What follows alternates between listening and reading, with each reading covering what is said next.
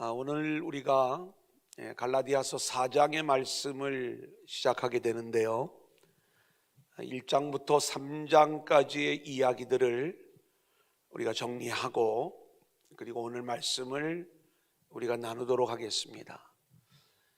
실제로 이 갈라디아서의 말씀 자체는 상당히 교리적인 그러한 부분들을 많이 담고 있지만 우리가 이 말씀이 쓰여지게 된 배경들을 생각을 하면 이 교리적인 내용들이 훨씬 실제적인 내용들로 우리 가운데 다가올 수가 있는 거예요. 자, 이 갈라디아 지역 그러면 지금의 터키의 남부 지역이고 사도 바울이 1차 전도 여행 때 개척한 교회가 있는 지역, 그리고 2차 전도 여행 때에도 유럽으로 건너가기 전에 사도 바울이 이곳을 다녀가는 이야기들을 우리가 알 수가 있습니다. 그래서 비시디아, 안디옥, 이고니온, 루스드라, 더베로 이어지는 이 지역의 이야기들을 우리는 사도행전을 통해서 사도 바울의 전도 여정들을 우리가 살펴보았던 적들이 있고요.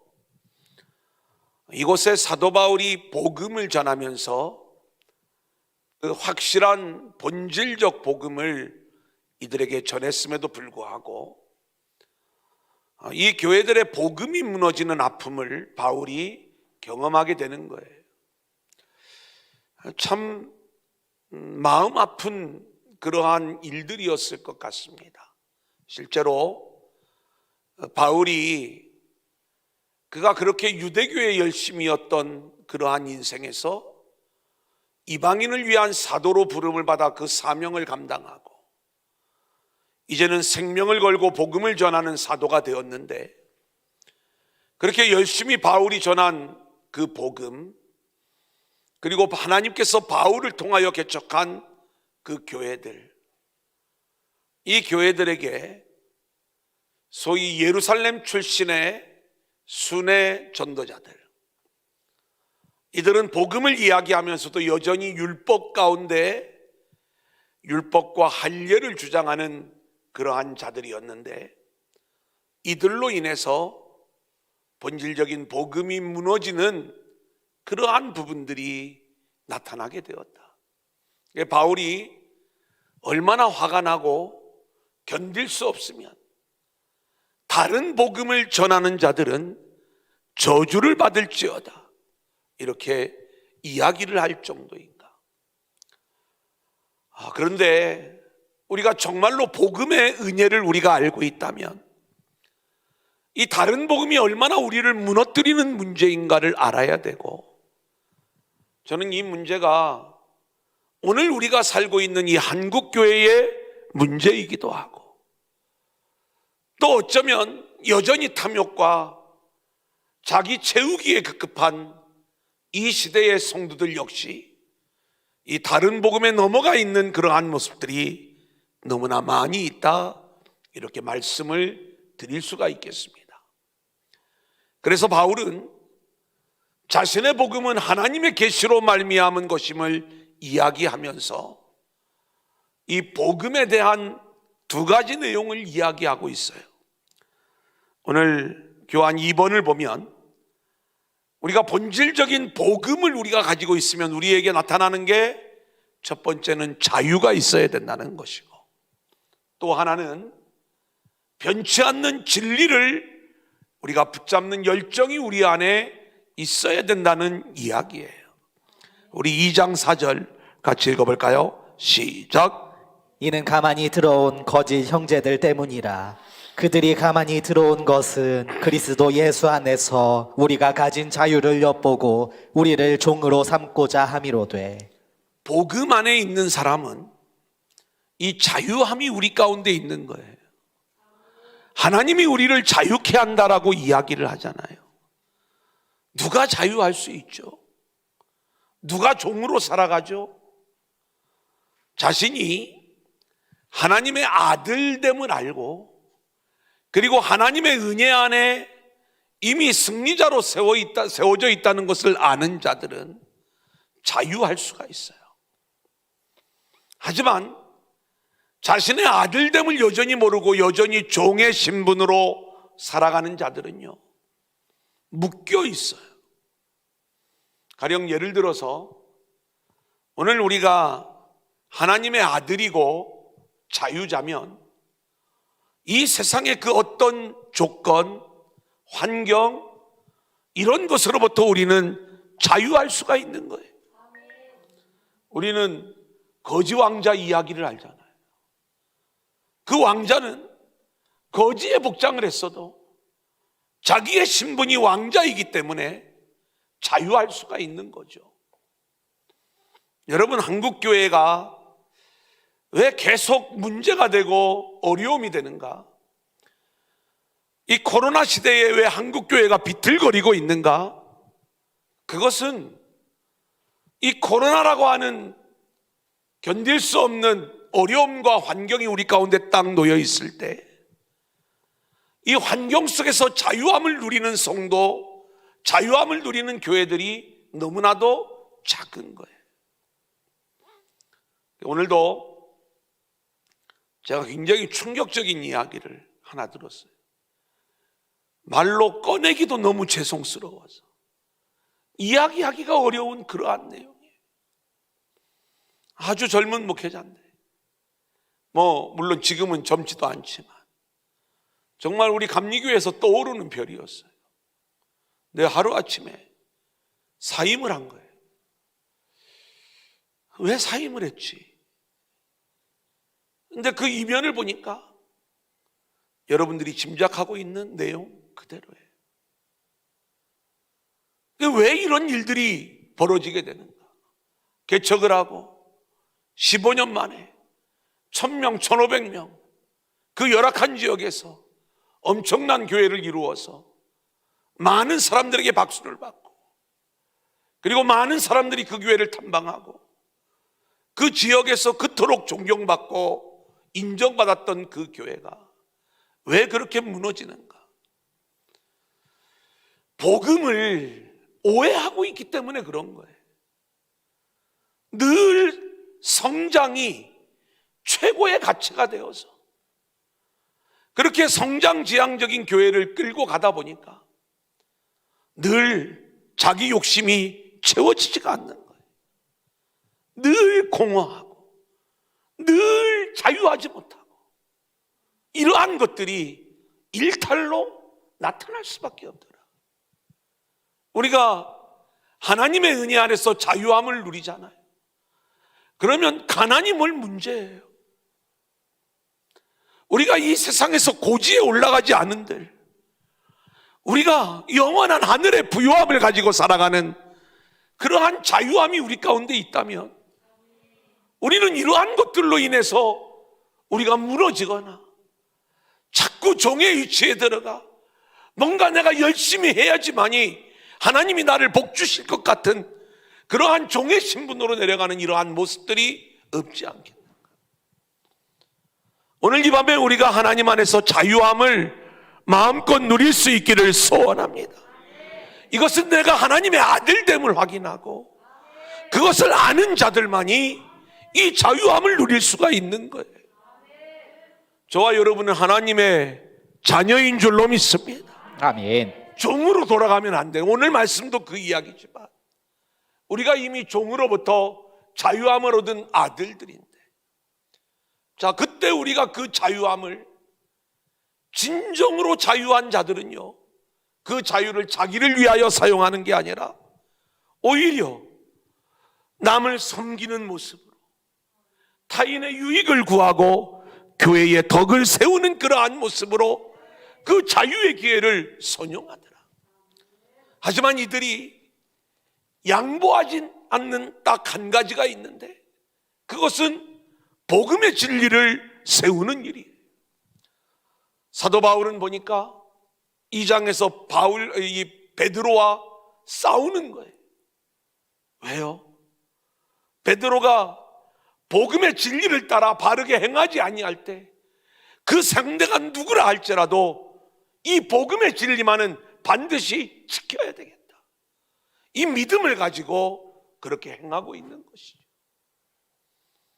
그래 우리가 철저히 바른 복음 안에서 하나님이 주시는 자유함을 누릴 수 있는 저와 여러분들이 될 수 있기를 소원합니다. 아멘. 그러면서 사도 바울은 믿음으로 사는 것들을 이야기해요. 2장 20절 같이 읽어볼까요? 시작. 내가 그리스도와 함께 십자가에 못 박혔나니 그런즉 이제는 내가 사는 것이 아니요 오직 내 안에 그리스도께서 사시는 것이라.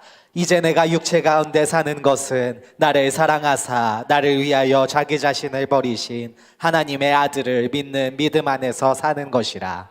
여러분, 신앙생활이라고 하는 것은요, 내가 사는 게 아니라 내 안에 그리스도가 사는 것이라고 말씀하고 있어요. 이 이야기는 내 실력, 내 노력으로 살아가는 걸 이야기하는 게 아니에요. 저는 저와 여러분에게서 열정적이고도 최선을 다하는, 그리고 멋진 신앙의 모습들이 나올 수 있기를 소원합니다. 아멘. 하지만 이러한 것들이 나올 때 우리는 전적으로 이 모든 것들이 내 안에 계신 그리스도께서 나를 통하여 이 일들을 이루고 있다는 것들을 우리가 고백할 수 있어야 돼요. 아멘. 그걸 나의 노력과 나의 열정과 나의 공로로 인하여 이 일들이 이루어지는 것이다.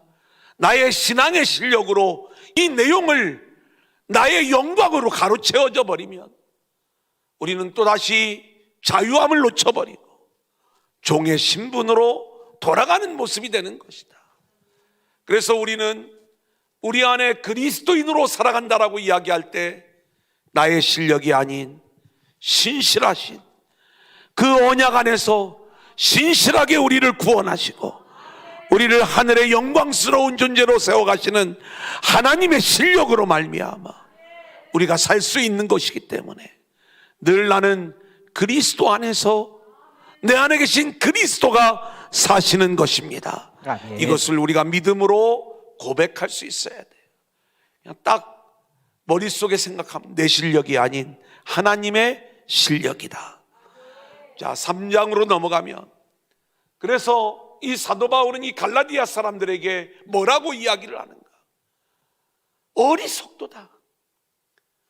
예수 그리스도께서 십자가에 못 박히신 그 십자가의 복음을 너희들이 분명히 믿고 지금도 그 십자가가 너희 눈앞에 밝히 보이는데 왜 다른 복음을 전하는 자들에게 그렇게 쉽게 넘어갔느냐? 십자가의 복음을 분명히 체험해 놓고 여전히 거짓 복음에 속아 넘어가는 이 모습이 오늘 그 어리석음이 갈라디아 교회 성도들에게만 있는 게 아니라 우리들에게도 있는 거예요. 저와 여러분이 십자가의 복음을 분명히 알고 있다면 우리는 늘 무엇을 우리가 알아야 되냐면 나의 죄인됨, 나의 연약함, 나의 자격 없음, 그리고 오직 하나님의 은혜, 아멘. 그리고 하나님의 영광, 아멘. 이 복음의 원리들을 우리가 알고 살아간다면 우리는 철저히 종교적인 신앙이 아닌 복음적 신앙 안에서 하나님만을, 그 은혜만을 갈망하는 자들로, 그리고 늘 죄인이기에 하루도 한시도 우리가 십자가의 은혜 없이는 살 수 없음을 깨닫고 그 은혜만을 갈망하는 자들로 우리 모두가 세워지게 될 줄로 믿습니다. 아멘. 근데 대부분의 성도들이 예수를 처음 믿을 적에는 이 일들을 잘 알고 따라오다가 조금만 지나면 늘 우리는 우리 자신을 잃어버리는 거예요. 내가 지금 하나님의 은혜 안에서 하나님의 자녀가 되었다는 것은 이게 엄청난 하나님의 은혜예요. 우리가 얼마나 존귀한 존재가 되었는가. 그래서 그 안에 늘 우리가 기쁨과 감사로 충만해야 되는데 이 하나님의 자녀된 그 기쁨과 감사를 모르니까 세상 것으로, 세상 영광으로, 세상의 지위로, 세상의 물질로 끊임없이 나를 채우는, 그게 누군가가 나를 인정해 줘야 돼. 내가 누군가로부터 인정을 받아야 돼.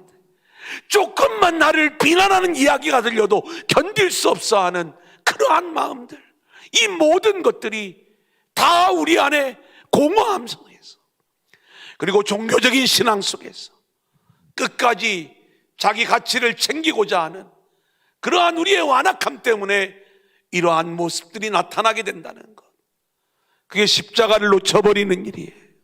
그래서 어리석도다 갈라디아 사람들아, 이렇게 이야기를 하는 거예요. 우리가 하나님의 은혜 안에서 이 자유함을 누리고, 그리고 늘 십자가 앞에 서 있는 자세로 우리가 매일매일의 삶을 산다면, 오늘도 그 십자가의 은혜로 내가 살아갑니다. 그 십자가의 은혜로 내가 영원한 생명을 가진 자로 하늘의 삶을 살아갑니다. 이것이 너무나도 감사하고 감격적이고 기쁘기 때문에 세상 것이 나에게 더 이상 의미가 없는 거예요. 내 가치를 챙기는 것, 어디 우리가 십자가 앞에서 나를 드러낼 수가 있어요?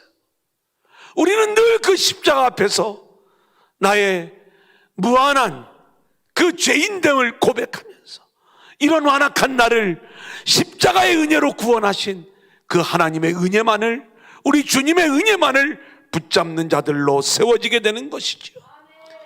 자, 그러면서 이제 이 아브라함의 자손이라고 하는 이야기를 가지고 이야기를 이제 풀어나가는 사도 바울을 보는데, 아브라함의 자손이 누구냐? 혈통적 유대인, 율법을 지키는 유대인, 그게 아브라함의 자손이 아니라 복음적 믿음을 가지고 있는, 그리고 그 본질적인 복음을 붙잡은 자들이 결국 아브라함의 자손이고, 결국 이들이 유업을 이을 자고, 그리고 이들이 하나님 나라의 주인공이다. 아멘. 이것을 이야기하고 있는 거예요. 그런데도 여전히 율법과 할례를 주장하는 이 거짓 복음, 다른 복음을 따라서 해야 되겠니? 이 내용을 책망하고 있는 것이죠. 자, 6절 7절 같이 읽어볼까요? 3장입니다 시작. 아브라함이 하나님을 믿음에 그것을 그에게 의로 정하셨다 함과 같으니라. 그런즉 믿음으로 말미암은 자들은 아브라함의 자손인 줄 알지어다. 여러분, 이 아브라함의 이야기는 우리가 율법, 모세를 통하여 하나님이 주신 율법보다 무려 430년 이상 앞선 이야기라고 말씀을 드렸어요. 실제로 아브라함 시대까지 따지면 훨씬 더 많은 세월 전에 하나님이 아브라함에게 의를 주셨어요. 그러니까 그 의는 율법과는 아무런 상관이 없는 믿음으로 의를 얻는 원리를 하나님이 말씀해 주신 거예요. 그러니까 우리가 의를 얻는 것은 율법의 행위로 얻는 게 아니라 철저히 믿음으로 얻는 건데, 우리가 아브라함 이야기를 말씀을 드렸죠. 아브라함이 하나님이 약속하신 약속의 아들이 없는 상황에서 그가 공허함 속에 우울증에 빠져 있을 때 하나님이 아브라함을 찾아오는 거예요. 너 왜 그러고 있니? 하나님이 묻는 거죠. 물론 이런 이야기가 표현이 나오는 건 아니에요. 아브라함이 하나님 앞에 이야기를 해요. 하나님, 나에게는 상속자가 없습니다. 내가 이 기업을 일으킬 상속자가 좀 있어야 되는데 집에서 길리온 엘리에셀에는 이 상속자가 없으니 제가 이렇게 우울증에 빠져 있는 모습이 될 수밖에 없지 않겠습니까? 하나님이 이 아브라함에게 이야기하는 거예요. 네가 집에서 길리온 그 사람이 네 상속자가 아니라 내 몸에서 날 자가, 그가 바로 상속자가 될 거예요. 그러면서 아브라함을 데리고 나가는 거예요. 밤하늘의 별들을 보여주면서 내 자손이 이와 같이 많으리라. 그때 아브라함이 이것을 믿으니까 하나님이 이것을 그의 의로 여겼다, 이렇게 말씀을 하고 있는 거예요. 이게 구약의 이신칭의 그 내용이 되는 것이죠. 이때 이 아브라함의 자손이 누구냐라고 이야기할 때, 아브라함이 하나님을 믿을 때 의로 여김을 받았던 것처럼, 하나님의 의가 아브라함에게 주어졌던 것처럼, 오늘 저와 여러분이 하나님을 믿는 믿음의 사람으로 세워지게 될 때 바로 그 사람이 아브라함의 자손이 되는 것이다, 이렇게 우리가 알아야 되는 것이죠. 자, 13절 14절 그리스도께서 시작. 그리스도께서 우리를 위하여 저주를 받으사 율법의 저주에서 우리를 속량하셨으니 기록된 바 나무에 달린 자마다 저주 아래에 있는 자라 하였음이라. 이는 그리스도 예수 안에서 아브라함의 복이 이방인에게 미치게 하고 또 우리로 하여금 믿음으로 말미암아 성령의 약속을 받게 하려 함이라. 성경에 의하면 나무에 달린 자는 저주를 받은 자예요. 실제로 그 나무에 달린 그리스도가, 그렇기 때문에 그 예수님이 유대인들에게는 그분이 그리스도가 된다는 것이 그렇게 쉬운 복음이 아니었어요. 하지만 예수님이 그렇게 나무에 달려 저주를 받으심으로 우리에게는 구원의 길, 축복의 길이 열리게 되는 것이죠. 이것을 믿는 자들은 아브라함의 자손이 되어 아브라함에게 약속하신 그 유업을 얻을 자, 그 복의 주인공이 되는 축복의 길이 열리게 되는 거예요. 그래서 우리는 그 십자가의 복음을 믿고 나아가는 자들이 되어져야 되는데, 갈라디아서 3장 16절을 볼까요? 시작. 이 약속들은 아브라함과 그 자손에게 말씀하신 것인데 여럿을 가리켜 그 자손들이라 하지 아니하시고 오직 한 사람을 가리켜 내 자손이라 하셨으니 곧 그리스도라. 예, 실제로 하나님이 아브라함과 언약하실 때에 내 몸에서 날 자가 내 자손이 될 것이다, 이 자손에 대한 약속을 하실 때마다 그 자손이라고 하는 단어가 제라라고 하는 히브리어가 사용되어졌다라고 말씀을 드렸죠. 근데 이 말이 단수형이에요. 수많은 자손들을 약속하면서도 여럿을 자손이라고 이야기하지 않고 왜 단수형을 쓰고 있는가? 그것은 아브라함에게 많은 자손이 있었지만 오직 한 사람 예수 그리스도만이 아브라함의 자손이 되는 것이고, 그리고 우리가 오늘 예수 그리스도를 믿음으로 아브라함의 자손의 위치에 우리가 함께 설 수 있게 됨을 이야기해 주고 있는 거예요. 3장 19절을 볼까요? 그런즉 시작. 그런즉 율법은 무엇이냐? 범법함으로 더하여진 것이라. 천사들을 통하여 한 중보자의 손으로 베푸신 것인데 약속하신 자손이 오시기까지 있을 것이라. 예, 원래는 이 율법이 처음부터 있었던 것이 아니에요. 하나님이 아브라함에게 복음을 말씀해 주시고, 그리고 우리가 그 복음의 사람으로 세워졌으면 그대로 복음이 성취되기만 하면 되는 거였죠. 자, 그런데 우리가 범법한 존재가 되었어요. 그래서 범법함으로 더하여진 것이 이게 율법인 거예요.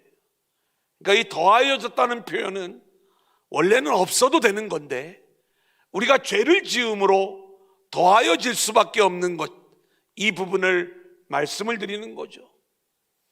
우리는 선악을 알게 하는 나무의 열매, 이 열매를 따먹고 죄인이 되었어요. 선악을 알게 하는 나무의 열매를 따먹고 죄인이 된 이야기를 제가 뭘로 설명을 해드렸냐면, 이것은 어떤 우리가 윤리적 도덕적 범죄를 저지르는 그러한 차원이 아니라 하나님의 은혜로 하나님의 영광을 드러내야 될 우리의 존재들이 자기의 영광을 위하여 자기 중심적인 존재가 된 것, 그래서 선과 악의 기준을 스스로 정하려고 하는 것, 이게 선악과라고 말씀을 드렸어요. 그래 우리가 결국 그 범법함으로 인하여 에덴에서 쫓겨날 수밖에 없는데, 그게 그 쫓겨난 존재의 모습으로 우리가 이 세상에 오는 것입니다. 근데 우리가 죄인임을 몰라요. 그래서 하나님이 율법을 더하여 주신 거예요. 제가 여러 번 말씀을 드렸지만 우리의 신앙은요, 반드시 율법을 통과해야 됩니다. 범법함으로 더하여 준 것이 율법이기 때문에 율법을 통과하지 않는 자들은요, 하나님의 은혜로 구원을 얻는 모양이다, 십자가의 은혜로 구원을 얻는다라고 이야기할 때 막연히 그래 나 믿어, 그러니까 구원이 나에게 임하겠지, 은혜 뒤에 숨어버리고, 그리고 막연한 이 은혜, 그러니까 그 기쁨이 뭔지를 모르는 거예요. 내가 지금 율법으로 인하여 저주 가운데 처한 자가 되었고, 그리고 내가 저주 아래, 법 아래, 심판 아래 놓이게 된 그러한 운명에서 이제는 하나님의 은혜로 은혜 아래 놓이게 된, 사망에서 생명으로 옮겨진 우리의 존재에 대한 기쁨을 알게 되는 것은 반드시 율법을 통과해야지만이 우리가 이 기쁨을 알게 되는 거예요. 아멘. 그래서 우리가 하늘의 생명을 가진 자로 그 기쁨을 가지게 되면 우리는요, 더 이상 이 율법의 종로를 타지 않아요. 철저히 그 하나님의 은혜 앞에 감사하는 자들로 우리가 세워질 수가 있는데, 우리가 이 율법을 우습게 여기기 때문에 어떤 모습이 되어지느냐, 하나님의 은혜라고 입술로 고백을 하지만 그 감격이 없어요. 제가 우리 아이가 성령의 9가지 열매 중에 사랑, 희락, 화평, 이제 순서대로 그 열매를 설교를 하는데, 두 번째 희락, 이 기쁨에 대한 설교를 해야 된다고 이야기를 하는 거예요. 그러면서 저한테 원고를 쓰고 그 내용을 가지고 이렇게 쭉 읽어주면서 저한테 이야기를 해요. 틀린 거 있으면 좀 알려달라고. 그래, 그 기쁨을 아니, 그 기쁨을 정말 내가 확실하게 체험하고 그걸 알고 설교하는 거니? 이건 굉장히 중요한 이야기예요. 그 원고에는 틀린 게 하나도 없어요. 얼마나 똑부러지게 잘 써놨는지 몰라. 그런데 제가 표현을 뭐라고, 한 방이 없다. 이 한 방이 없다는 얘기는 뭐예요? 그 이야기를 듣는 자들이 정말 성령 안에서 맺혀지는 그 기쁨을 그들이 알 것 같아. 아이들이지만 이건 전하는 자가 먼저 이 기쁨을 알아야 되는 거고, 맛봐야 되는 거고, 그 확신을 가져야 되는 건 물론이려니요, 아멘. 그 감동과 감격을 전해야 되는데, 아무리 우리가 이론으로 이 모든 것들을 잘 해놔도 이 한 방이 없으면 뭐 그렇다고 막 주목을 하는 이 얘기가 아니에요. 그 성령 안에서, 내 안에서 이 전파되어지는, 그래서 내가 전하는 것이 아니라 내 안에 있는 성령이 나를 넘어서는 그 메시지가 나오지 않으면 그 기쁨이 전달되겠느냐 이거예요.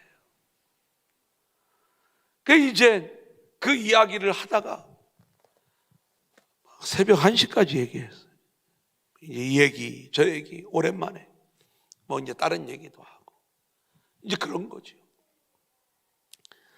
그 우리가 정말 복음이 무엇인지를 알고, 그리고 이 율법에서 율법을 통과하여 우리가 하나님의 은혜 안에 있다는 걸 우리가 알기 시작하면 우리는 이 부분들을 우리가 제대로 알아갈 수가 있는 거예요. 자, 3장 23절 24절 같이 보겠습니다. 믿음이 시작. 믿음이 오기 전에 우리는 율법 아래 매인 바 되고 계시될 믿음의 때까지 갇혔느니라. 이같이 율법이 우리를 그리스도께로 인도하는 초등교사가 되어 우리로 하여금 믿음으로 말미암아 의롭다함을 얻게 하려 함이라. 믿음이 오기 전에는 우리가 율법 아래 매인 바 되고 계시될 믿음의 때까지 우리가 갇히게 되는 거예요. 그죠? 주님이 오실 때까지, 그 복음이 세워질 때까지. 하지만 우리가 알아야 될 것이 있어요. 율법은 결코 우리에게 생명을 줄 수 없고 율법으로는 우리가 의를 얻을 수 없어요. 그래서 우리가 율법을 통해서는 철저히 죄인됨을 깨닫고, 그리고 그 율법이 우리를 그리스도께로 인도하는 초등교사가 되어 우리가 율법에 의하여 주님에게로 복음에게로 인도함을 받고 이제는 믿음으로 의롭다함을 얻게 되는 바로 그 통로의 역할을 하는 게 율법이다, 이 말씀인 거예요. 넘겨보겠습니다. 갈라디아서 3장 29절 너희가 시작 너희가 그리스도의 것이면 곧 아브라함의 자손이요 약속대로 유업을 이을 자니라. 그죠? 이제 믿음이 온 후로는요 우리는 우리의 것이 아니라 그리스도의 것이 되었어요. 아멘. 그래서 이제는 우리는 약속대로 하나님 아브라함의 자손이 되어 유업을 이을 자, 상속자, 아들, 하나님 나라의 주인공이 된 거예요. 아멘. 이게 우리의 모습인 거예요. 이제 사도 바울은 너희가 이미 아들이 되어 상속자가 되어 유업을 이을 자가 되었는데 다시 종으로 돌아가 율법과 할례를 행하면서 그 거짓 복음에 속아서 다시 종의 신분으로 돌아가는 그 어리석은 일들 범할래? 오늘 1절부터 7절까지의 이야기는 너희는 이미 유업을 이을 아들로 복음 안에서 세워져 있는 거야. 이 내용을 우리에게 다시 한번 확실하게 말씀해 주고 있는 거예요. 그래서 내가 또 말하노니 또 말한다는 거예요. 다시 보겠습니다. 1절부터 3절 시작.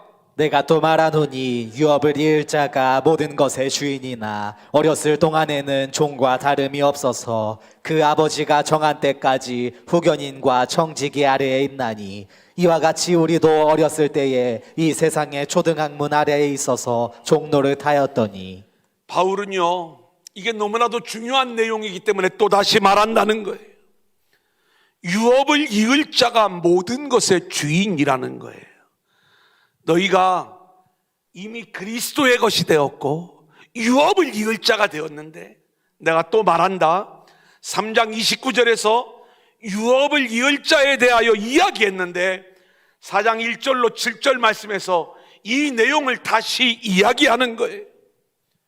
자, 유업을 이을 자가 아들이고 상속자죠. 그런데 이 아들은요 아들임에도 불구하고 어린 아버지가 정한 때, 그러니까 이 아들이 성장하여 제대로 된 성인의 역할을 감당하기 전까지는 후견인과 청지기 아래에 있게 돼요. 여러분 생각해 보세요. 후견인, 청지기는 종의 신분이에요. 그런데 이 아들이 어렸을 적에는 자기의 종임에도 불구하고 후견인과 청지기 그 아래에서 있을 수밖에 없어요. 하지만 이 아이가 성년이 되면 후견인과 청지기는 아들을 간섭할 수가 없는 거예요. 자, 이 후견인과 청지기가 누구예요? 율법이죠. 그러니까 우리가 복음 안에서 하나님이 원하시는 그 아들로 세워질 때까지 하나님이 잠시 동안 이 후견인 청지기 역할을 하는 율법 아래에 있게 하셨지만 우리가 예수 안에서 복음 안에서 아들로 세워지고 이제 우리가 아들로서의 사명을 감당할 적에는 다시 후견인과 청지기 아래로 들어갈 이유가 없는 거예요. 그들은 우리의 종에 불과한 거예요. 다시 돌아갈 이유가 없는 것이죠. 이와 같이 율법이란 하나님이 정하신 때까지 이스라엘 백성들을 가두는 역할을 하지만 하나님이 정하신 그때 그리스도가 오셔서 복음이 완전히 성취되고 세워졌을 때에는 이제는 이 율법이 더 이상 아들을 간섭하지 못하는 것이다. 그래 우리가 율법과 할례를 행해야 된다라고 이야기하는 이 가짜 복음, 거짓 복음 앞에 우리는 자유할 수 있어야 되는 거예요. 4장 4절을 볼까요? 때가 참에 시작. 때가 참에 하나님이 그 아들을 보내사 여자에게서 나게 하시고 율법 아래 나게 하신 것은. 때가 참에 이제 하나님이 하나님의 때가 되었을 때에 그리스도를 우리 가운데 보내주셨어요. 근데 그 그리스도를 보낸 걸 뭐라고 이야기하냐면 여자에게서 나게 하시고 율법 아래에 나게 하셨다.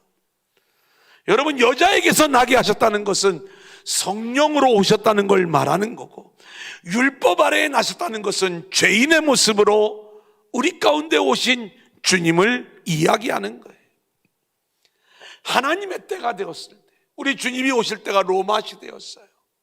하나님은 그렇게 하나님의 때를 작정하시고 그렇게 하나님의 역사를 이루어 갔어요. 우리가 에스더의 이야기를 주일마다 함께 나누고 있지만, 하나님은 그 멸망과 그리고 위기 속에서 하나님이 작정하신 그 때를 통하여 하나님의 구속사, 하나님의 역사를 이루어가는 그 일들을 보게 되는데요, 얼마나 놀라운지 하나님께서 그때 그래서 에스더가 왜 왕후의 자리에 오르게 되는가?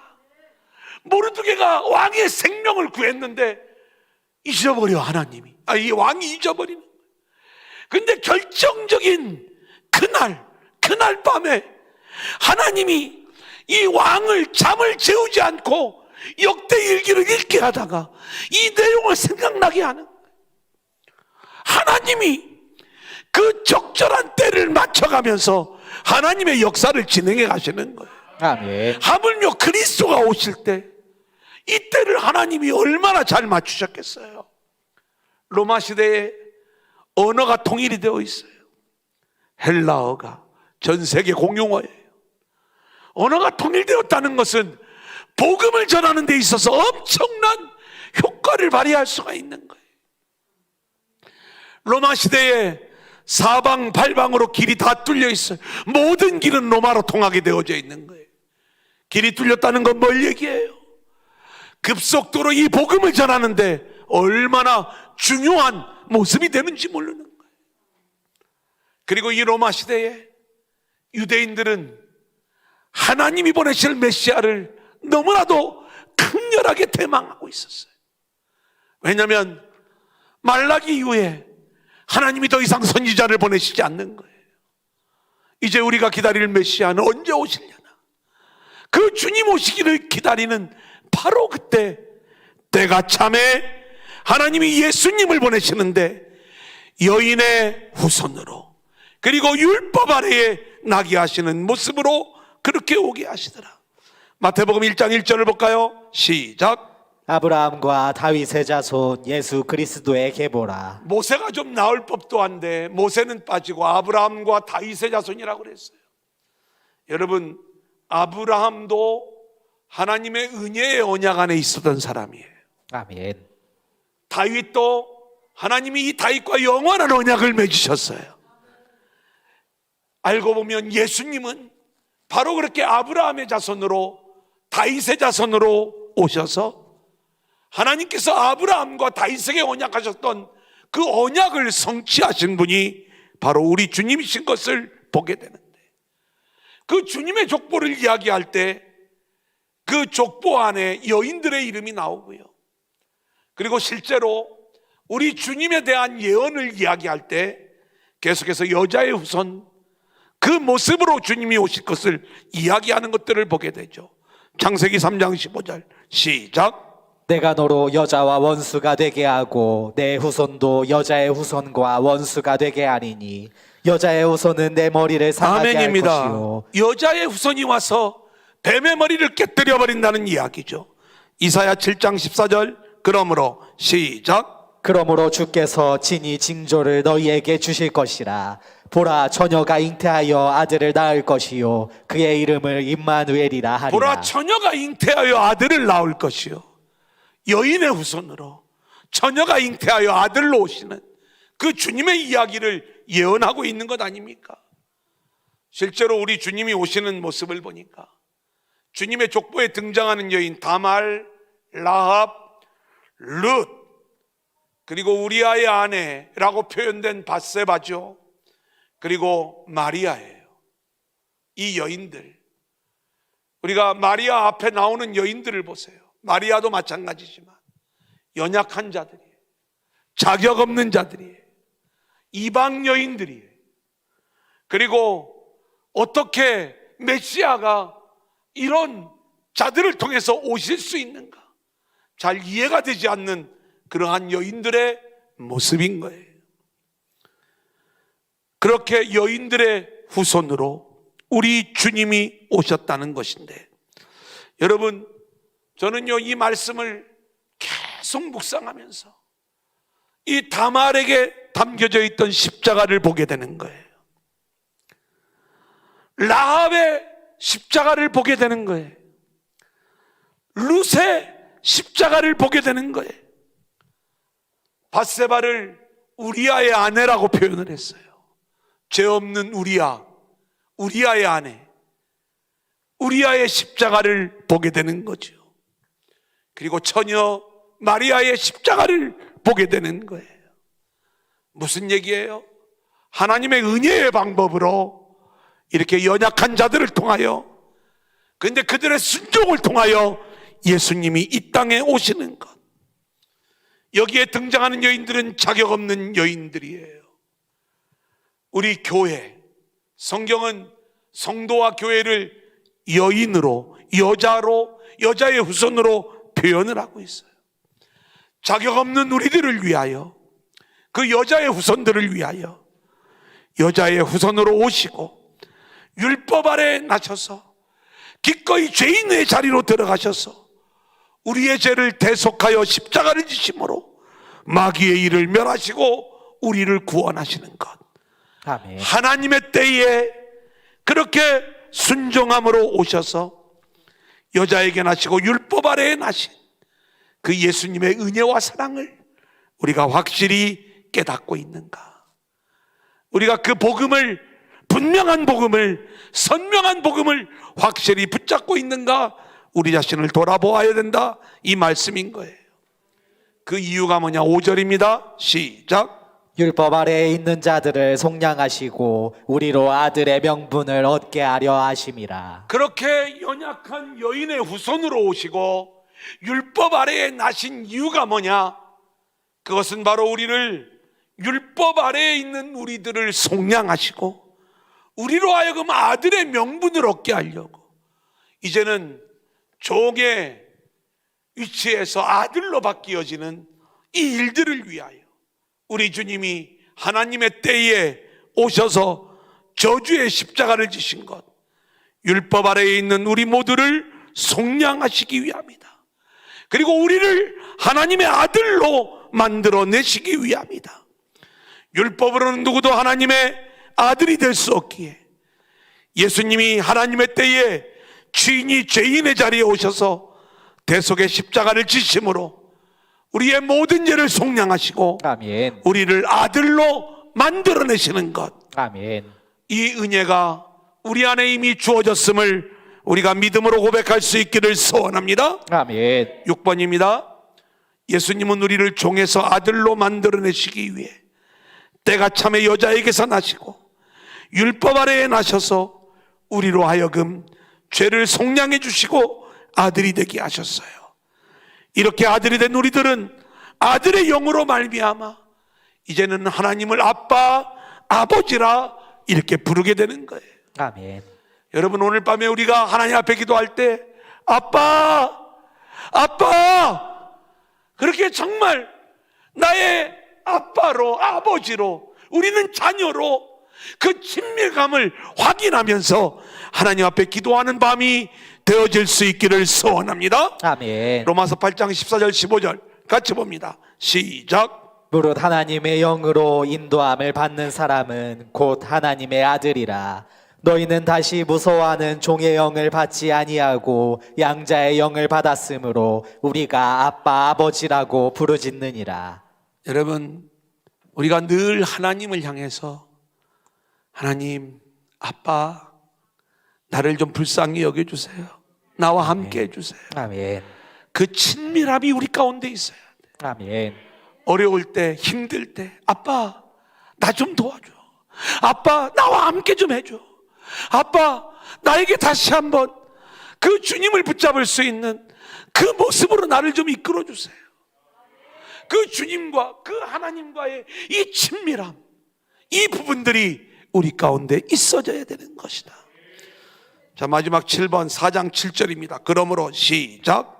그러므로 내가 이후로는 종이 아니요 아들이니 아들이면 하나님으로 말미암아 유업을 받을지 아니라. 이제부터 우리는 종이 아니라 아들이에요. 아멘. 아들이 되었는데 왜 또 종으로 돌아가려고 하는 거예요? 율법과 할례를 주장하는 다른 복음, 이 다른 복음 앞에 넘어가는 자들은 그 아들로서 유업을 이을 자인데 다시 종으로 돌아가는 어리석음을 행하고 있는 거예요. 다른 복음에 속아 다시 종으로 돌아가면 안 돼요. 아멘. 여러분, 이 땅에서 뭔가 그럴듯한 존재로 세워지라고 하는 이 다른 복음, 하늘 앞에, 그리고 하늘의 가치를 붙잡고 하늘의 부유함으로 살아가는 이 참된 복음을 무너뜨리는, 세상에서 뭔가 그럴듯한 것으로 우리를 유혹해오는 이 세속적인 복음, 가짜 복음, 다른 복음에 넘어가 다시 종으로 돌아가지 말고 철저히 참된 복음만을 붙잡고 아들로서 아들의 삶을 누리는, 그리고 복음의 삶을 살아가는 저와 여러분들이 될 수 있기를 주님의 이름으로 간절히 축원합니다. 아멘.